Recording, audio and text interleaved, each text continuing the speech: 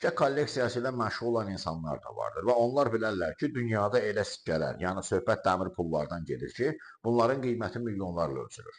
Və bunların 5 ən bahalısını sizin nəzərinizə çatdırıram. 5-ci yer 723-cü ilə aid olan Əməvilərin qızıl pulu, dinarı. Onun auksion qiyməti 6 milyon dollardır. 4-cü yer 3-cü Eduardın florini İngiltərə kralı 3-cü Eduard tərəfindən 1343-cü ildə çox az bir nüsxədə çap edilmiş bu qızıl florinin qiyməti 6,8 milyon dollardır.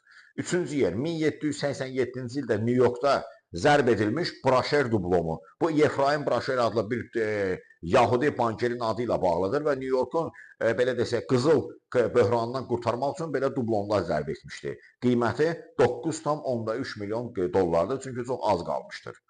İkinci yer 1794-cü ildə zərb edilmiş saçlarını buraxan azadlıq heykəli adlanan gümüş pul. 10-12 milyon dollar arasında satılmışdır. Cəmi 5-6 nüsxədir. Və ən nəhayət birinci yerə 1933-cü ildə Amerika Birləşmiş Ştatlarında buraxılmış 2 qat qartal adlanan qızıl pul, dollar daxildir.